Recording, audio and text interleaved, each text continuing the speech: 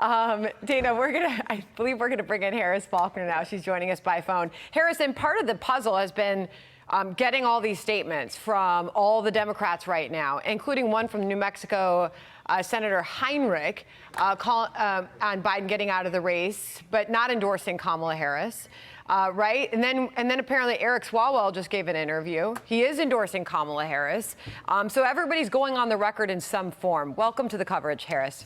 Oh, thank you. And I feel blessed to join the conversation with you and Dana and John.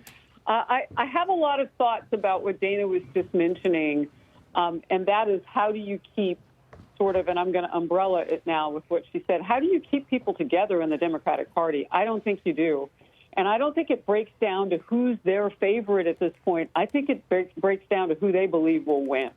They just want to keep power. And the fact that the Obamas came out and did not endorse, the first black president did not endorse what could have been the first black Asian president, that they didn't flex on that point, full well knowing how much they need the black vote, just like they did in 2020 as Democrats. They backed away from the opportunity for them to do that, to make it all about race, and of course divide the country even more, but they have not shied away from being able to do that before, so why stop now? I think that's a really critical point. Like, what are they holding that we can't see? What candidate out there can literally just walk over Kamala as she lays on the ground waiting, are they going to pick me? Are they going to pick me? And just kind of look back and go, it ain't you.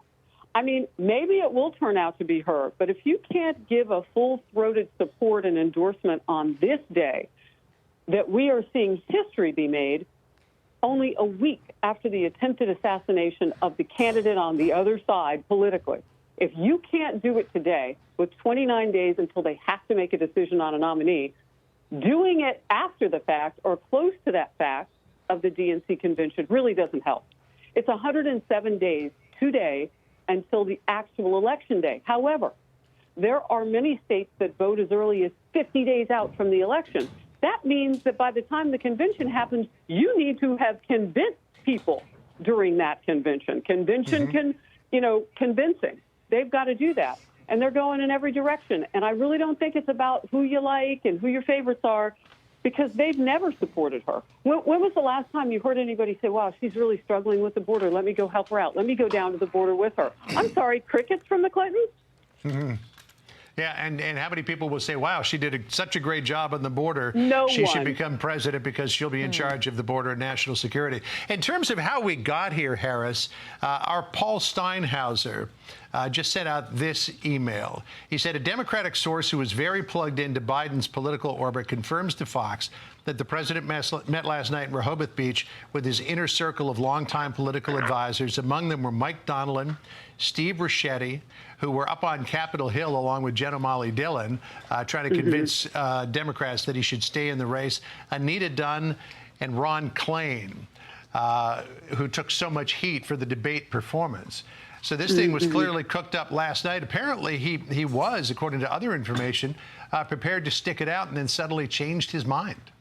Yeah, you know, I was reading some of the latest NPR Marist polling that came out, and it didn't look good for him as they started to, and there were reports that the campaign was doing this. I don't know how much the White House was doing this, John, but we know, you and I reported last week, and you and Sandra and Dana as well, that they were poll testing Kamala against Biden.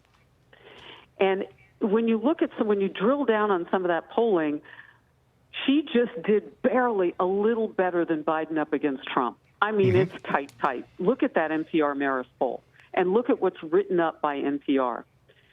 That tells me that there were a lot of wranglings about, well, who else could it be? And until we can really point to other people and have a way forward, let's not announce. And then all the pressure on Biden. And then the other numbers started coming out about how he's matching up now with Trump. We have not factored in the assassination attempt. We have not factored in what almost every candidate gets post their convention, no matter which party they are. Can you imagine adding that up? And I will say it again. They had to do this today, because you and I spoke last hour. They had to do this today to change the narrative for the Democratic Party. They are losing. He is a loser candidate for them. They have to change that narrative, not just because Donald Trump picks up a historic percentage potentially of the black vote and people of color, not just because of that, but also because of young people. There were a tremendous amount of young people at that convention that we just attended in Milwaukee, the RNC.